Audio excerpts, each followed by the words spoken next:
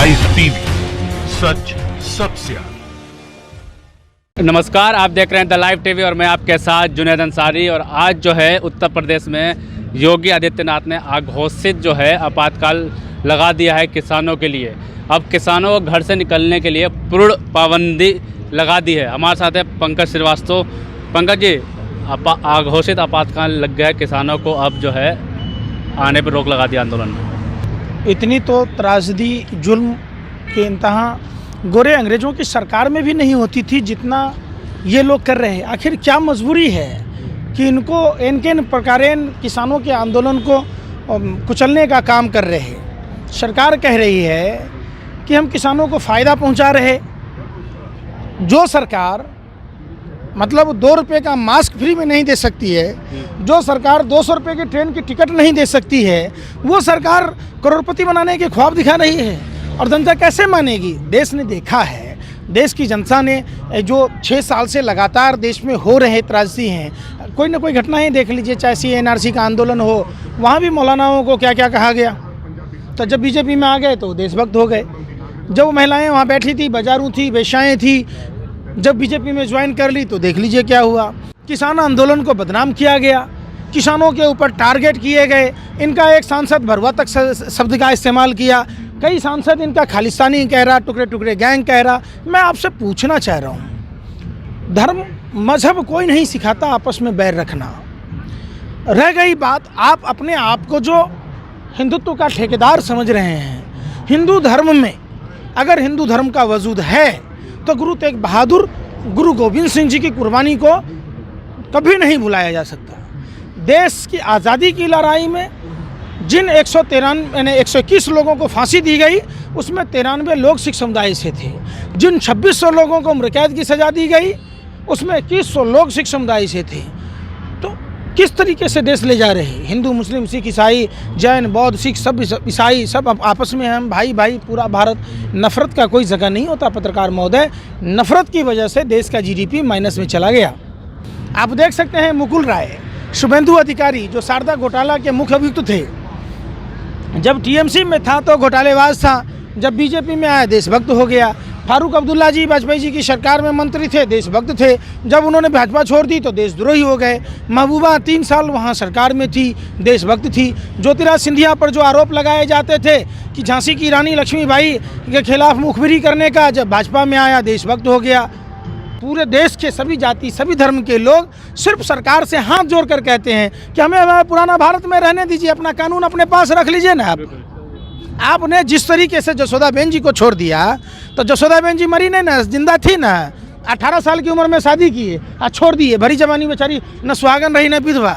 तो पूरे भारत को आप ऐसा ही बना दिए कि लोग सड़कों पर है। पिछले साल CNRC का आंदोलन था, इस साल किसान का है, फिर तीसरे साल तीसरा आंदोलन ले आइएगा। आपसे स्कूल नहीं बनता, आपसे कॉलेज नहीं बनता। आपने कहा था हर सांसद हर साल 5 गांव आदर्श बनाएगा, वो नहीं बनता। हर साल 2 करोड़ युवाओं को रोज़गार देंगे, आपसे वो नहीं होता है। रोज़गार देना था, आपने रोज़गार ले ली। आपने $5 ट्रिलियन इकोनॉमी की बात की, आपने माइनस में पहुंचा दिया है। मोदी जी के शासन में पिस गया पूरा देश, अब विकास चला गया बांग्लादेश। तो क्या लगता है, जिस तरह से पाबंदी लगाए रहे हैं किसानों पर यहाँ आंदोलन में आने के लिए, कैसे देखते हैं इस चीज़ को? ये सरासर गलत है। आप किस लिए पाबंदियाँ लगाएंगे? क्या गोरे अंग्रेज़ों ने इतना जुर्म किया था? जब ये लोग गोरे अंग्रेज़ों के दलाल और मुखबिरों के लोग हैं, इनको सीख लेना चाहिए। जो कॉन्ट्रैक्ट फार्मिंग की बात अभी एक्ट आया है, इसी कॉन्ट्रैक्ट मैंने जो फार्मिंग का विरोध किया था 103 साल पहले राष्ट्रपिता महात्मा गांधी, जिन्होंने देश को आज़ादी दिलाई। तो बिहार के चंपारण में कॉन्ट्रैक्ट फार्मिंग का विरोध करते हुए नील की खेती होती थी। देश आज़ाद हुआ, हम लोगों ने 2 अक्टूबर को भी पदयात्रा की थी। सरकार ने परमिशन नहीं दी थी, फिर भी परमिशन मैंने पदयात्रा की थी। 27 दिन में बिहार की यात्रा तय की थी। अन्ना हजारे जी के यहाँ भी गए। जो अन्ना हजारे के आंदोलन से मोदी जी की सरकार आई, अब बताइए, अन्ना हजारे जी ने कहा कि ये कृषि कानून कोयले की तरह काला है, इसमें संशोधन की कोई गुंजाइश नहीं है। उन्होंने कहा कि हमारी उम्र 84 साल है। उन्होंने 2 बार सरकार की चिट्ठी लिखी, तो आखिर क्यों बरगलाया जा रहा है देश को? कहाँ ले जा रहे हैं आप? अभी हेमा मालिनी ने भी कहा है कि जो कृषि कानून के जो असली फ़ायदे हैं, जो आंदोलनकारी किसान हैं उनको पता ही नहीं है, कोई और कह रहा है इसलिए धरने में बैठ गए। तो ये बात तो जाके जो नरेंद्र मोदी जी को समझाते ना कि जसोदाबेन जी अलग अलग क्यों थे, साथ में रहते हैं। हेमा मालिनी जी को समझाते हैं कि नरेंद्र मोदी जी जैसा पति रहे। कैसे पत्रकार महोदय, ये सब देखिए, मोदी नहीं, मदारी है, झूठ बोलने की पैदाइशी बीमारी है। पूरी मदारियों के गिरोह है। कोई सांप को रस्सी बना के बेचता है, कोई मंजन राख को मंजन में जाता है। बताइए, हम लोग अन्न खाते हैं, हम लोग रोटी खाते हैं, हम लोगों को दिमाग नहीं है, हम लोग कोई गोबर खाते हैं उन लोगों की तरह। क्या है जमाखोरी पर जो प्रतिबंध है, कैसे लगाया गया आप समझिए। बिहार में मक्का 8 रुपये किलो नहीं बिकता है, लेकिन बाबा रामदेव का मकई का आटा 44 रुपये बिकता है। तो देश भर के किसान हैं, आप इसको जाति, धर्म, भाषा और प्रांत से जोड़कर देख रहे या कुछ भी कह रहे, गलत है। आज भी और कल भी जब देश आज़ादी की लड़ाई लड़ रहा था, भगत सिंह जैसे क्रांतिकारी जब देश की आज़ादी के लिए लड़ाई लड़ रहे थे, तो उनके खिलाफ गवाही देने वाला सर सादी लाल कौन था। 1941 में बंगाल प्रांत में श्यामा प्रसाद मुखर्जी सरकार बनाए, धर्म के आधार पर विभाजन की बात हुई। 1942 में भारत छोड़ो आंदोलन को चलने की बात हुई। 1943 में गुलाम हुसैन अब्दुल्ला खां के साथ सरकार बनाए, भारत और पाकिस्तान बना दिया, अखंड भारत को खंड खंड कर दिया। कौन लोग थे? यही आरएसएस के लोग थे, हिंदू महासभा के लोग थे। पूरा देश एक है, सब आतंकवादी है, एगो आप ही देशभक्त हैं। समझिए, भाजपा आरएसएस वाले कहते कि मैंने एगो हम ही देशभक्त हैं। जिनके बाप दादा अंग्रेजों की दलाली और मुखबरी किया, वो देशभक्त कैसे होगा भैया? समझिए, हम लोगों से, देशवासियों से गलती हुई। जिस तरीके से जानवर रूखा सूखा खाता है, दूध देता है अमृत जैसा दूध, और सांप को वही अमृत जैसा दूध पिलाइएगा तो जहर न देता है, काटता है। तो कल भी ये लोग सपोले थे, आज भी सपोले हैं, देश के लिए खतरा है। ये उसी गुजरात से आते हैं, आरएसएस पर बैन लगाया था सरदार पटेल जी ने, कहा था देश के लिए खतरा है। आज वाकई देश के लिए खतरा है, देश त्राही कर रहा है। आप देश में बता दीजिए, कभी मुसलमानों को डराइएगा, कभी जामिया जेएनयू अलीगढ़ में जाके पीटिएगा, कभी किसानों को पीटिएगा, तो कभी औरतों को परेशान कीजिएगा। क्या है, बंदायूं की घटना पर कोई जिक्र नहीं होती। किस तरीके से जो लोग हिंदू धर्म की बात कहते हैं, प्रभु श्री राम अपनी मर्यादाओं के लिए जाने जाते हैं। प्रभु श्री राम जनता के कहने से अपनी गर्भवती पत्नी का परित्याग महर्षि वाल्मीकि के कुटिया में किया था। आप राम राज्य में ऐसा नहीं होता था कि बलात्कार कर उसके गुप्तांग में लोहे का रड डालकर फाड़ दिया जाए, उसके फेफड़े फाड़ दिए जाए, उसके पैरों के हड्डी और ये तोड़ दिए जाए। ये राम राज्य में ये कभी नहीं हुआ कि 18 दिन का टाइम लग गया एफआईआर दर्ज होने में। तो लोग धर्म को नहीं बदनाम करना चाहिए, सभी धर्म एक जैसा है। आप आइए ना, आप मानवता देखिए ना, गुरु नानक जी ने गुरु का लंगर शुरू किया। हम तो कहते हैं सभी जाति सभी धर्म के लोगों से, काश ये हमारे मंदिरों में भी होता, काश इनके मस्जिदों में भी होता, काश उनके गिरजाघरों में भी ऐसी सुविधा होती, तो आज समाज में न छुआछूत होता, न भूखमरी की समस्या होती, सभी लोग एक समान होते। बिहार में 2006 में एपीएमसी एक्ट खत्म हुआ। बिहार में हर साल बाढ़ आती है, राष्ट्रीय राजमार्ग बनता है, टोल लगता है ना, तब वहाँ डैम बना देते ना कि किसानों को फायदा हो, आम आदमी को नुकसान नहीं हो। बात समझिए, कोसी, कमला, गंडक, बागमती, महानंदा नदियों पर डैम बनाते। तो वो काम नहीं है सरकार का। सरकार का काम क्या है? न घर बसा हमारा, न घर बसने देंगे तुम्हारा, है सड़क पर लाने का है। एक बात बताइए, सैटेलाइट ये बता देता है कि पंजाब में, हरियाणा में खेत में पराली जलेगा तो दिल्ली में धुआं आएगा, प्रदूषण होगा। सैटेलाइट ये नहीं बताता है कि गलवान में चाइना कब आ गया। सैटेलाइट ये नहीं बताता है कि पुलवामा में वो कार किसकी थी जिस कार में 300 किलो RDX था, जेलेटिन था। वही डीएसपी दिल्ली में आतंकवादी को ला रहा था, तो चार्जशीट क्यों नहीं हुआ? मतलब साफ है। किसको आप डरा रहे, धमका रहे, किसको बदनाम कर रहे?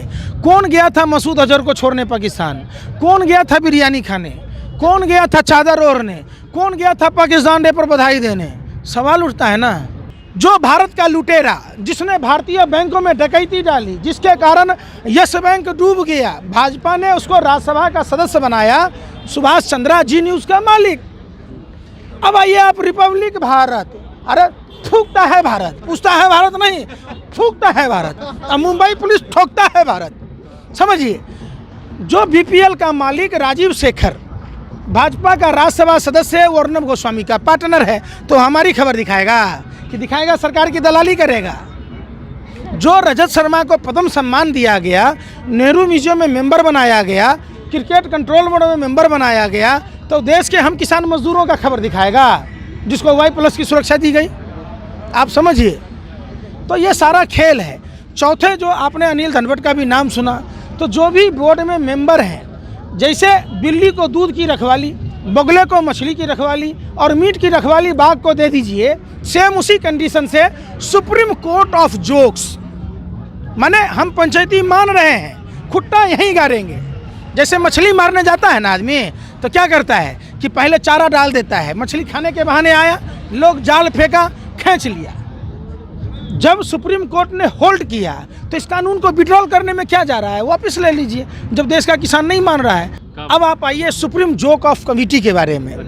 आपने सुप्रीम कोर्ट का जिक्र किया कि जो कमेटी निर्धारण करेगी वो मानना होगा, मतलब सरकार सुप्रीम कोर्ट के माध्यम से ये तय कर चुकी है कि हम किसानों के आंदोलन को अगर डायरेक्ट दमन नहीं कर सकते तो हम बैक डोर से करेंगे। कमेटी में किन 4 लोगों को बनाई गई है, ज़रा उन पर भी तो आप पत्रकार हैं, आपको नज़र देना चाहिए। एक ने छोड़ दिया। कौन है? भूपेंद्र सिंह मान। आप समझिए, ये भूपेंद्र सिंह मान किसान नेता हैं, राज्यसभा के सदस्य हैं थे, तो इन्होंने सरकार का समर्थन किया, विरोध करने वाले को तो कमेटी में बनाया नहीं गया। मतलब साफ है, दाल में काला नहीं है, पूरी दाल काली है। अब क्यों छोड़ दिया उन्होंने? जमीर जाग गया होगा। आप समझिए, समझने की बात है ना, आप इतना उत्तेजित क्यों होते पत्रकार महोदय। दूसरे जो इसमें मेंबर हैं अनिल धनवट, महाराष्ट्र शेतकारी संघ के ये अध्यक्ष रहे हैं, इन्होंने सरकार के फेवर में बोली थी। तीसरे हैं अशोक गुलाटी, जिन्होंने किसी कानून को किसानों के लिए फ़ायदेमंद बताया, जो सरासर गलत है। ये अर्थशास्त्री भी हैं और नीति आयोग वाली जो एग्रीकल्चर टास्क फोर्स है उसमें ये मेंबर भी हैं। सरकार किसी को बोर्ड में, सलाहकार समिति में मेंबर उसी को बनाती है जो सरकार का नुमाइंदा होता है, जो सरकार की दलाली करता है, तलवे चाटता है। मोहित अग्रवाल जी दैनिक भास्कर के प्रमुख थे, उनको झूठी खबर दिखाने के लिए राज्यसभा का सदस्य बनाया गया। सुप्रीम कोर्ट के न्यायाधीश को अर्नब गोस्वामी, जो 2 कौड़ी का लुच्चा लफंगा पत्रकार है, छुट्टी के दिन में जमानत दे देते हैं। उनकी संवेदना, उनकी पीड़ा दिखाई देती है। और देश भर के किसान जो 26 नवंबर से इस चुड़ती ठंड में खुले आसमान के नीचे बैठे हैं, उनकी संवेदना नहीं दिखाई दे रही है। कहाँ है मानवाधिकार आयोग वाले लोग? आज क्या किसानों जो शहीद हुए हैं उनकी दुर्दशा नहीं दिखाई दे रही? कहाँ लोग लैट्रिन जा रहे हैं, बाथरूम जा रहे हैं, क्या खा रहे हैं, ये कुछ नहीं दिख रहा। मतलब पिकनिक मना रहे हैं लोग, ये उनको दिखाई दे रहा है कि हम यहाँ खाना खा रहे हैं। मतलब उन लोगों के कहने के मतलब है कि हम भूखे मरें। कौन मनवा रहा है भाई? आप आगे तो दे नहीं रहे, कोई मीडिया वाला अपने तरफ से आगे यहाँ लंगर लगाया है, सो बताइए, तो उसको किसने अधिकार दिया? संविधान में कौन सा IPC एक्ट आपको कह दिया कि आप कुछ बोल दीजिए, आप पर कोई कार्रवाई नहीं होगी? मतलब हम लोग बैनर लगा के मुंबई में प्रदर्शन कर रहे तो हमको मैरीन ड्राइव पुलिस अरेस्ट कर ली, गिरफ्तार कर ली कि आप नहीं कर सकते हैं। लेकिन देश में कोई कहता है जला दो, कोई कहता है फोड़ दो।